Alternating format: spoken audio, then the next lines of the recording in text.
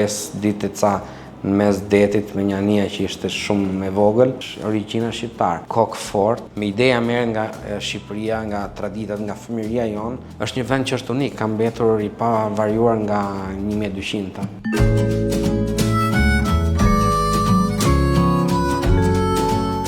Nga mosha 4-15 vjeç isha i bindur në kokë, domethënë që duhet ikja në Itali, sepse vllai më i madh kishte ardhur vite më parë. Edhe ishte ajo ideja që të largohesh nga Shqipëria sepse nuk shikoja një të ardhur faktikisht për veten, për familjen, një familje të ashme dhe për familjen time aktuale, domethënë që ishte atëherë. Në moshën 17 vjeçare, 17 e gjys paga shumë, arrita të kaloj, erdha në Itali edhe synimi ishte ai që të filloja punën, të bëja një lek edhe se që ishin gjithë domethënë ne emigrantët e atëhershëm që vishim nga hiqe dhe donim të krijonim diçka që të bëshim dikushi. Pastaj pata fatin që të takoj disa njerëz të duhur që më kanë ndryshuar pikpamjen e jetës, më kanë dhënë një dorë të mirë, domethënë edhe synimin që të bëja diçka, po jo të punoja, të bëja diçka ndryshe. Normal që çdo gjë arritet me punë, po mos ishte synimi vetëm thjesht puna. Kjo ishte pjesë e shkollës, domethënë që më mbushën mendjen që të vazhdoja rrugtimin tim drejt shkollës. Edhe faktikisht si fillim zgjedhja e parë ime ishte juridiku, domethënë kisha qejf të bëja avokatinë sepse ishte më pëlqen, edhe sot më pëlqen, domethënë, po vetëm atëherë kur mendoja që isha pa fonde, pa askush që më ndihmonte, para nuk kisha, edhe arrita, domethënë, bëja disa koloke dhe pastaj e kuptova që nuk kisha mundësinë që ta bëja atë shkollë, sepse kisha plane të tjera domethënë për të arritur, edhe paga shumë domethënë arrita që ndryshoj objektivet e mia dhe të bëj domethënë diçka që gjaja kisha bërë në Shqipëri, gjaja kisha punuar në për restorantet, edhe arrita të zgjedh domethënë shkollën e duhur, që ishte shkolla, nuk e di në Shqip thonë hoteleri turizëm, besoj. Edhe vazhdova këtë rrugtim ku edhe sot më ka sjell ku jam, domethënë kjo është ajo.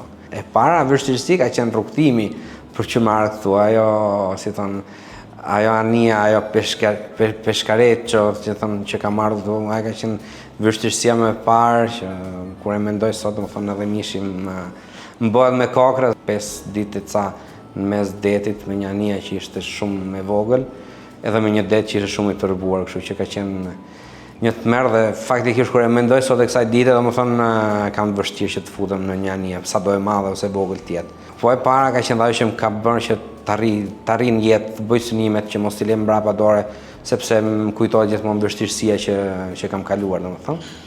Pastaj kur kam ardhur këtu, vështirësitë e para ishte gjuha, pastaj ignoranca e njerëzve.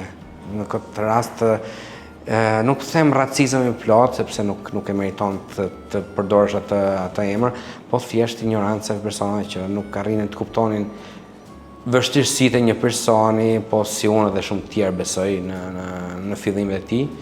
Këto kanë qenë ato të parat, pavasa edhe pjesa ekonomike nuk ka qenë shumë e përshtatshme për të na dhënë atë mundësinë, siç thash edhe më parë, domethënë. Pastaj avash filluam, arrita të kapem me gjuhën, me shkolla, bëri të sajën, njerëzit që ishin që më kanë qëndruar afër, më kanë ndihmuar shumë dhe më kanë dhënë domethënë kurajo. Nganjëherë është e parashikueshme. Unë kur kam marrë në San Gimignano erdha thjesht të bëja stazhin e parë domethënë të shkollës, edhe ishte hera e parë që unë po vija në një restorant në Itali. Faktikisht kthehemi çik më pas, unë kur kam nisur domethënë karrierën e atë pjesën e shkollës, isha i bindur që do shkoja të filloja diçka për të bërë kamarier ose maître ose sommelier nga pjesa e si thuhet e shërbimit. Se ato kisha bërë më parë dhe pse jo, më pëlqen të rrim mes njerëzve, tregoj historinë time, tregoj se kush jam anë të punës, po edhe të historisë, domethënë. Edhe po për një bast me profesorin e kuzhinës, thash unë se më tha nuk ja del dot. E thash origjina shqiptare, kokë fort, kështu që çdo gjë duhet ta bëja, sidomos kur ishte sfida në mes. Edhe fillova pjesën e kuzhinës, dhe po vija të bëja domethënë stazhin e parë në kuzhinë. Vetëm se kur bëm atë intervistën me restorantin, nuk u gjendëm as unë me ata dhe sigurisht as ata me mua, se nuk m'kan marrë kurrë në telefon që të vazhdoja për më tej, edhe kështu ishte okay, domethënë. Por në kthimin tim, domethënë me profesorin tim në kuzhinë se më shoqëroi, ai mori një telefonat pa pritur, domethënë, te një restoranti, të një shoqes tij, me një restorant në San Gimignano. Ndaluam thjesht për një kafe dhe ajo kafeja domethënë bën që nga 2006 në sot unë të jem në San Gimignano, të vazhdoj pjesën e restorantit. Aty kam filluar pjesën e parë që ishte ristorante Peruka, vazhdon akoma tjetë.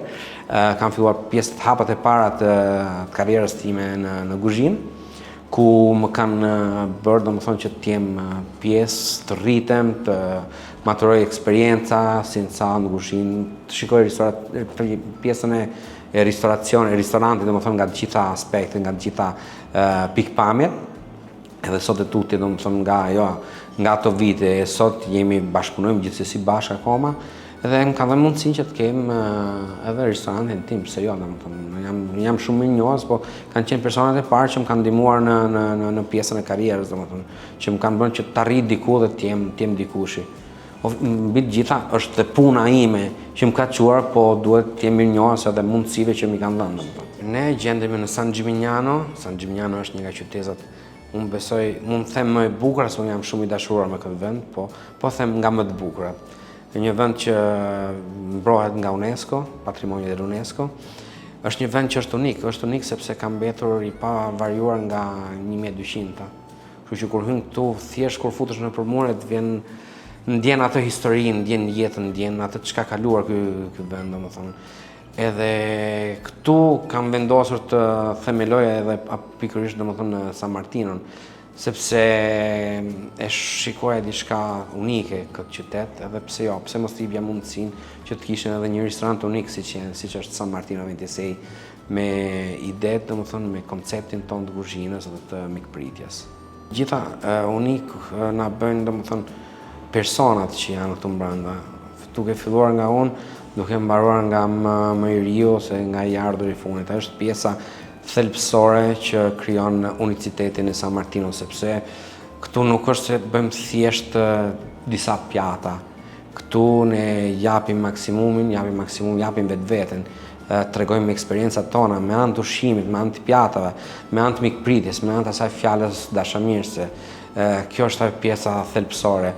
Pastaj ku të futemi te ana më teknike, janë njohuria jonë, njohuria e shefit kuzhinës Elvisit, njohuria ime që janë mbi 20 vite që bëj pjesë të restoranteve tashmë, edhe pjatat, menuja, ingredientet që ne përdorim, edhe mbi gjitha kombinimi e pjesëve të kuzhinës, domethënë që bën unicitetin e San Martinos. Ajo është pjesë e jona që nuk e mohojmë dot.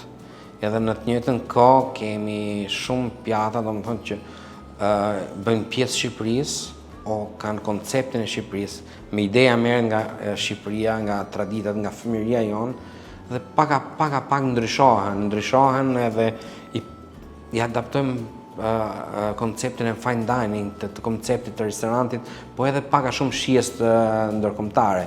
Po gjithsesi domethënë Shqipëria gjen gjithmonë vend, edhe me anë të një retrogusto që ne mund mbajmë. Tani vjen pjesa e aciditetit që pak a shumë i bashkangjitet gati të gjitha pjatave, ka atë pjesën që e lidh, si thon, ajo fija që i mban gjitha bashkë, domethënë. Në këtë moment objektivet janë zgjerimi i kësaj, rritja më e madhe në shumë aspekte, domethënë kombëtare dhe ndërkombëtare, flas pjesën e Italisë, edhe pse në ditë sotme ndjem shumë krenar për ambicjet që i kemi deri diku shuajtur, por vazhdojmë të kemi akoma më të mëdha, domethënë, kur arrim në një pikë që kemi përcaktuar, duam të ecim akoma më tutje. Por e njëjta gjë nuk mohon faktin që pse jo një ditë, një projekt i vogël me një dritë vogël është akoma i ndezur, domethënë që mundet të jetë diçka në zgjerim, jo në të njëjtin koncept, po diçka ndryshe, domethënë në të nivelit lartë, por diçka më easy going, më me shpejtësi që njerëzit vinë, hajnë, lëvizin shpejt, më shumë i adaptuar. Mesazhi im është tjetë vetëm mos u ndaloni. Mbajeni gjithmonë të ndezur atë dritë dhe mundoni në çdo projekt, në çdo punë, në çdo gjë tjetër që t'jeni, cila do të jetë ajo gjë, mund të jetë arritje në një restorant, në një biznes, në familje, në dashuri, kudo që të jetë, vetëm mbajeni ndezur dhe mos u dorëzoni kurrë. Ecni përpara.